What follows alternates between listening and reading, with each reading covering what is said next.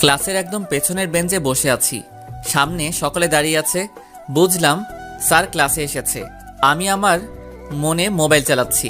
হঠাৎ একটা মেয়ে এসেই ঠাস ঠাস করে মুখে 2টা চড় মারল।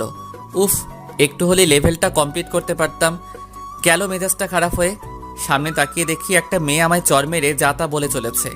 আমি একদিনে তার দিকে চেয়ে আছি। ক্লাসের সবাই অবাক, তার কারণ আজ পর্যন্ত কোনো স্যার বা ম্যাডাম আমার গায়ে হাত তোলেনি। আর কোথা থেকে একটা মেয়ে এসে আমাকে চড় মারল। আমার কাছে তার কথাগুলো মধুর মতো লাগতেছে। আমি চুপ করে শুনে যাচ্ছি। আই ছেলে, আমার ক্লাস থেকে বের হয়ে যাও এক্ষুনি। আমি চেয়ে আছি এক ধ্যানে। কথা কানে যায় না নাকি? বের হতে বলছি, বের হও। আমার ক্লাস বখাটেদের জন্য নয়।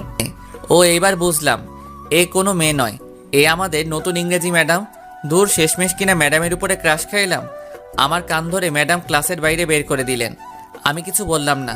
তার হাতের ছোঁয়া যেন আমায় পাগল করে দিচ্ছে। ক্লাসের বাইরে এসে আমার সামনে আমার মোবাইলটা আছাড় মেরে ভেঙে ফেললো আর বলল, ফের যদি কোনো সময় আমার ক্লাসে মোবাইল দেখি তাহলে তোমার খবর আছে। জি ম্যাডাম। বেয়াদব ছেলে কোথাকার। আমি বোকার মতো দাঁড়িয়ে আছি। ম্যাডামের তেজ আছে, তবে দেখতে কিন্তু জোস। প্রেম করলে এই ম্যাডামের সাথেই করব চ্যালেঞ্জ। মনে মনে বলতেছি। কিরে, তুই এখানে দাঁড়িয়ে কি বিড়বিড় করছিস? বুঝতে পারলাম আমার মতো রাসেলকেও বের করে দিচ্ছে। বললেই হলো, আমার দোস্ত বলে কথা। দোস্ত, I am in love. OMG, শেষমেশ ওই ম্যাডামের উপরে? ও ভাই, মারো মুঝে মারো। ওই আমি মজা করতেছি না, সিরিয়াস। তাই তো ভাবি।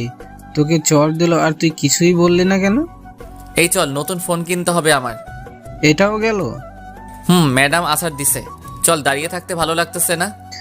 যাবো, তবে হিমুকে নিবি না? উফ, মনেই ছিল না। ম্যাডাম, একটা কথা ছিল। এসে কি কথা?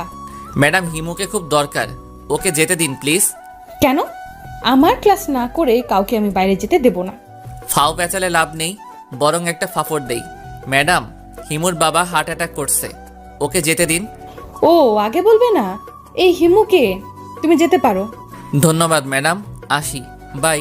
আর এক মুহূর্ত না দাঁড়িয়ে দিলাম দৌড়। ম্যাডাম অবাক, তাই ক্লাসের একটা মেয়েকে জিজ্ঞেস করলো, এই ছেলে অমন ভাবে পালালো কেন? ম্যাম, আসলে হিমুর তো বাবা নেই। কি? আমাকে এত বড় মিথ্যা কথা বললো? কালকে দেখাবো এর মজা। সবাই হেসে দিল। একদম চুপ। রাসেল আর হিমু তো হাসতে হাসতে শেষ। দোস্ত, তোর মাথায় এইসব প্ল্যান আসে কিভাবে বলতো? আরে বেটা, কার ছেলে দেখতে হবে না? দোষ, সব সময় আমার আব্বুকে নিয়ে মজা করিস কেন? শোন, ম্যাডামকে ওটা না বললে আসতে দিত না, তাই বললাম, সরি। ঠিক আছে। আরে এসব বাদ দে। হিমু মামা, তুই কি জানিস আমাদের শ্রাবণ ম্যাডামের উপর ক্রাশ খাইছে? ওই তোরা মজা বাদ দে। এরপর মার্কেটে গিয়ে একটা ফোন কিনে বন্ধুদের সাথে কিছু সময় আড্ডা দিয়ে বাসার দিকে রওনা দিলাম। ও শিট, আপনাদের তো আমার পরিচয় দেওয়া হলো না। আমি শ্রাবণ। পরিবারে আমি, আম্মু, আব্বু আর আমার থেকে কিছুটা ছোট একটা বোন। আব্বু আমার ইউনিভার্সিটির প্রিন্সিপাল, তাই আমি এত লাফালাফি করি। আমি এইবার অনার্স সেকেন্ড ইয়ারের অনিয়মিত ছাত্র। আর রাসেল হিমু প্রাণের দোস্ত, তা তো দেখলেনি। আমি আর রাসেল প্রায় একই রকম, কিন্তু হিমু বাচ্চা, খুব ভদ্র ছেলে। আর কিছু কমু না, বাকি সব পরে জেনে যাবেন। এই রে, বাসায় চলে এসেছি, পরে কথা বলবানি, বাই। বাসায় এসে কলিং বেল চাপ দিলাম। আম্মু এসে দরজা খুলে দিল। কি রে, এত তাড়াতাড়ি আসলি কেন? ক্লাস শেষ, তাই চলে এলাম। মিথ্যা বলিস? এখন সবেমাত্র 12টা বাজে আর তুই বলছিস ক্লাস শেষ? আউচ, আম্মু ছেড়ে দাও, লাগতেছে।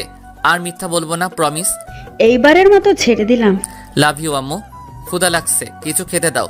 ফ্রেশ হয়ে আয়, খেতে দিচ্ছি। ওকে আম্মু। আমি রুমে এসে ফ্রেশ হতে গেলাম। এসে নতুন ফোনটা সেট আপ করে নিলাম।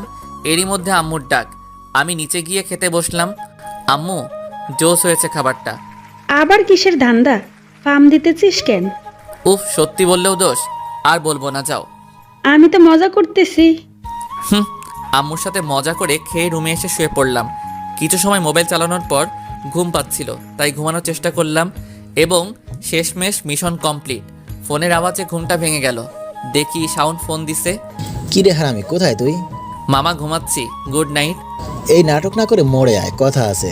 উফ, তুইও না, শান্তি মতো একদিনও ঘুমাতে দিবি না? রাখি, তাড়াতাড়ি আসিস। বিকাল হয়ে গেছে। আমার এই একটাই দোষ, একবার ঘুম পড়লে আর উঠতে মন চায় না। ফ্রেশ হয়ে রুমের বাইরে বের হলাম। দেখে আপু বসে বসে টিভি দেখতেছে। আর একা একা হাসতেছে। এইটাই আমার সহ্য হলো না। পিছনে গিয়ে দিলাম একটা চুল টানা আর বললাম, এই পেতনি হাসিস কিল্লাই।